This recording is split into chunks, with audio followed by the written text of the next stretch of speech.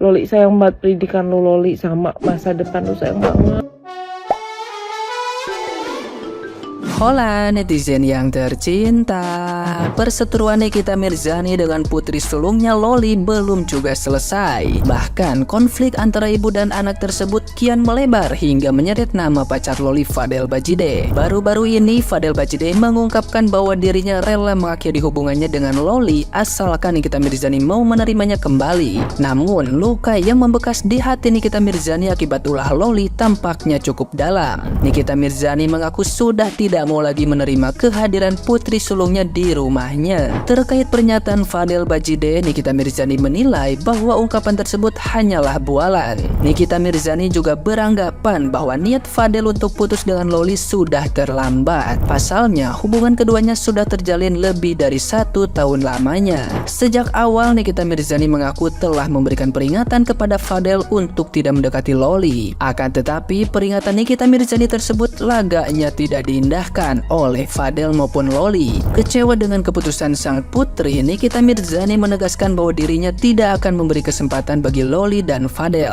Oleh sebab itu, Nikita Mirzani hanya dapat berpesan kepada Loli atas keputusan yang ia buat bersama sang kekasih. Lebih lanjut, Nikita Mirzani meminta Fadel untuk tidak mengaitkan namanya lagi dengan kehidupan Loli. Tidak hanya itu, Nikita Mirzani juga menyebutkan sebuah pesan untuk keluarga Fadel Bajide. Nikita Mirzani tampaknya juga memiliki kekecewaan terhadap keluarga Fadel, hingga Nikita Mirzani berpesan untuk menanggung apa yang telah dilakukan kepadanya. Untuk keluarga Kang Semir, bagus ya, selamat menikmati apa yang sudah kamu lakukan. Saya semakin ikhlas, semakin ridho lillahi ta'ala. Ya, begitulah kata Nikita Mirzani.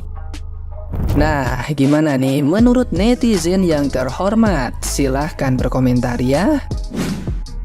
Pertama saya mau apresiasi untuk ibunya. Saya tahu menjadi seorang ibu, apalagi orang tua tunggal, itu tidak mudah untuk memenuhi kebutuhan anak-anak itu. Ya, saya tahu betul bagaimana sulitnya karena saya melihat bagaimana ibu saya berjuang untuk anak-anaknya begitu sulit.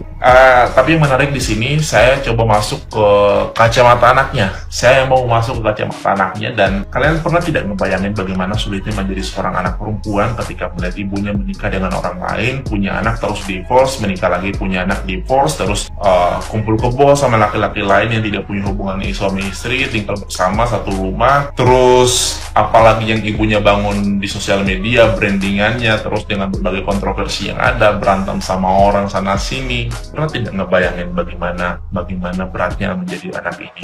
Pernah tidak ngebayangin bagaimana dampak yang anak ini rasakan terhadap lingkungannya? Saya mungkin bisa berpendapat bahwa anak ini mungkin dikucilkan di lingkungannya karena ibunya yang melakukan, karena kelakuan ibunya di luaran sana. Saya rasa anak ini pasti dikucilkan oleh lingkungannya, yang mungkin tidak semua anak berani mengatakan ke orang tuanya bahwa, "Bu, saya ini dikucilkan karena ibu begini-begini."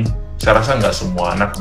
Dan yang menarik begini, anak ini tidak memilih untuk terlahir dari rahim siapa, dari keluarga bagaimana, dari ibu seperti apa, dari ayah seperti apa. Tapi ibunya, ayahnya yang memilih untuk melahirkan anak ini. Dan anak ini tidak punya utang, tidak punya hal yang perlu untuk dibalas. Justru ibunya yang paling berhutang di sini. Ibunya yang punya tanggung jawab karena dia yang memilih untuk anak ini dilahirkan. Itu satu.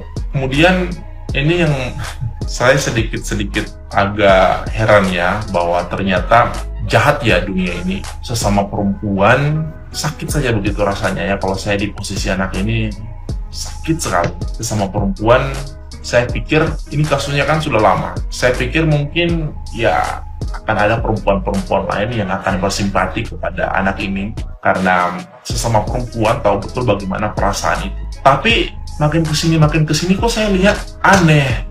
Jadi kayak, saya nggak mengerti deh. Tapi saya rasa teman-teman semua paham bagaimana sulitnya menjadi seorang anak itu, bagaimana sulitnya menjadi seorang ibu itu juga. Cuma saya berharap anak itu bisa hidup dengan baik ke depannya.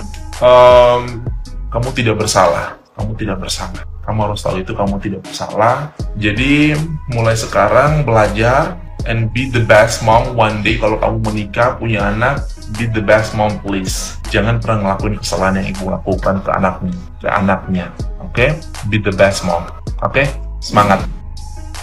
Kayaknya nanti episodenya ini sampai ngalah-ngalahin tukang bubur naik haji.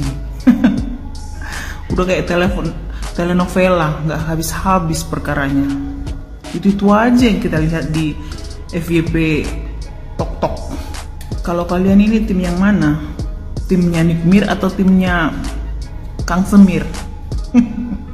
Kita udah tahu lah ya, kalau si Nikmir itu kan pastinya selalu ngomong sesuai dengan fakta. Dia selalu mengulik sesuatu dengan sedetail mungkin, baru dia mengungkapkannya ke permukaan gitu. Jadi kadang kita agak susah juga kalau nggak percaya gitu. Tapi di sisi lain, setelah adanya podcastnya si Kang Semir di tempatnya Densu, banyak juga yang berbalik jadinya ngerasa kalau si Fadel itu ternyata anaknya baik ya. Yang tadi yang nggak pro jadi pro. Jadi kita tim yang mana ini sekarang? Kita nggak boleh mengabaikannya karena hari-hari lewat terus di beranda. Mulut ini jadi pengen berkecoh juga ya kan. Sekarang tergantung si Loli aja. Mending pulang aja deh biar dramanya langsung selesai. Putus dari Fadel, pulang ke rumah emaknya. Jadi apapun, misalkan nggak dikasih masuk atau apa alasannya, udah tungguin aja. Sampai hujan-hujanan kayak kepanasan kayak tungguin aja depan rumah emaknya. Pasti balik lagi tuh kok. Masa seorang ibu membiarkan anaknya sampai semenderita itu? Jadi penasaran sih sebenarnya nanti ujung akhir ceritanya ini gimana sih? Apakah Loli akan kembali ke kartu keluarga ataukah tetap akan dibuang masuk panti asuhan? Gila niat banget tuh Loli, lihat tuh Loli, satu Indonesia itu sayang sama lu. Kenapa semuanya pada nyuruh lu pulang Loli? Aduh, gue baru bangun tidur, pagi-pagi buka TikTok isinya itu Loli lagi. Loli, kita tuh bukannya gak peduli, kita mau peduli banget sama pendidikan lu, peduli banget sama masa depan lu. Lu tahu gak sih pendidikan itu penting banget, penting. Ya udah gini. Kalau emang udah nggak mau banget buat pulang, mungkin lo mau nyesel tapi udah terlanjur malu atau apapun itu, ya udah perbaiki semuanya dengan tunjukin kalau lo bisa mandiri, kalau lo bisa menghasilkan uang untuk menghidupi diri lo sendiri. Sekolah lagi Loli, sekolah minimal lo lulus SMA lah Loli sayang banget pendidikan lo Loli, sama masa depan lo sayang banget. Nih ya, kemarin ada TikTok saya udah bahas tentang gimana privilege lo tuh udah terbentuk dari emak lo, udah lo pakai, lo gunain tuh privilege lo itu. Lo tuh bikin video berjuta-juta Loli, lo bikin endorsan yang mahal Loli supaya lo tetap nyambung hidup lo gitu, supaya lo tuh bisa buktiin kalau lo dengan gak pulang, dengan lo mokal kayak gini, lo tuh bisa hidup tanpa emak lo, gak butuh warisan dan bla bla itu. Lo buktiin Loli, buktiin kalau lo bisa hidup tanpa emak lo, buktiin kalau lo mandiri, buktiin kalau lo bisa menempuh pendidikan dengan uang lo sendiri Loli. Ya udah capek seluruh Indonesia sampai ada yang bikin video nggak gratis loh, itu tuh bayar sampai kayak gitu. Berarti semua orang tuh peduli banget Loli sama lo. Aduh, lo harusnya bersyukur, tau nggak, seluruh Indonesia tuh peduli banget nyuruh lo pulang, tapi ya udah lo udah mokal, lo udah nggak mau pulang, ya udah nggak apa-apa. Cuma maksudnya buktiin kalau lo bisa mandiri, gunain privilege lo Loli, gunain, gue dukung lo, tapi lo harus buktiin kalau lo bisa mandiri, kerja, selesaiin sekolah, buktiin mami lo kalau lo tuh bisa gitu. Ya, jangan cuma nangis-nangis di TikTok doang Loli. Pertengkaran antara ibu dan anak karena seorang laki-laki yang tidak disetujui oleh ibunya. Sebenarnya sadar nggak kalian semua bahwa sebenarnya si ibu itu membantu si anak dan lakinya itu menjadi lebih tenar, menjadi bisa mendapatkan uang yang lebih banyak dari sosmed. Kenapa begitu? Karena nama mereka nih, nama si anak dan si lakinya ini, pacarnya, ikut terangkat. Sehingga banyak yang nonton videonya, ya kan? Yang ngasih gift kalau live, ya kan? Jadi ini sebenarnya si ibu secara diam-diam sedang membantu anaknya dan si pacar anaknya terangkat ke atas, ya, menjadi lebih dikenal banyak orang. Ini cara seorang ibu untuk membantu anaknya. Mungkin teman-teman di sini semua tidak menyadari, tetapi kalau saya mungkin karena satu di bidang spiritual, yang kedua saya bergelut di bidang entertainment. gitu. Jadi tanpa perlu membayar ya si anak ini dan pacarnya, tanpa mengeluarkan uang untuk menaikkan nama mereka, itu udah dibantu otomatis sama ibunya ya. Ibunya membantu banget gitu loh, membuat si anak ini, karena emang tujuan si ibu ini juga ingin anaknya itu mendapatkan penghasilan yang besar dari sosmed, karena dari sosmed ini menjanjikan banget gitu loh ya, menjanjikan banget. Karena tanpa tadinya saya tidak pernah memikirkan namanya uang di sosmed itu, otomatis saya pun yang bukan siapa-siapa ya, ini mendapatkan uang lumayan loh dari sosmed ini, khususnya dari TikTok ya. Dari snack video juga saya pernah mendapatkan, karena saya nggak begitu aktif lagi di snack video ya. Saya aktif di dua-duanya ini, saya mendapatkan uang yang lumayan dari TikTok dan snack video.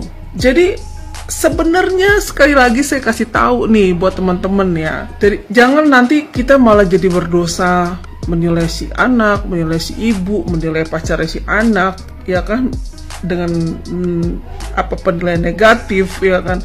Sebenarnya ini cara si ibu untuk mengangkat nama anaknya menjadi besar. Pegang omongan saya. Sebenarnya dibalik itu niat ibunya ingin mengangkat nama anaknya ya, supaya punya penghasilan di sosmed, mendapatkan uang, pundi-pundi uang. Kadang kan tadinya kan agak lumayan tuh ya si anaknya itu kan mendapat uang, tiba-tiba dia turun pendapatannya ya kan. Ibunya bagaimanapun seorang ibu, dan memang si ibunya juga di bidang mendapatkan uang banyak sekali di sosmed ini ya, dia membantu anaknya gimana untuk mendapatkan penghasilan yang besar di sosmed ini. Jadi udah tahu ya sebenarnya tujuan ibunya untuk apa. Jadi kita teman-teman semuanya tidak boleh berkalimat atau membuat video-video yang negatif, baik kepada ibunya, baik pada anaknya, pacar anaknya. Ingat tuh, ini salah satu cara ibunya untuk mengangkat nama anaknya. Paham sampai situ?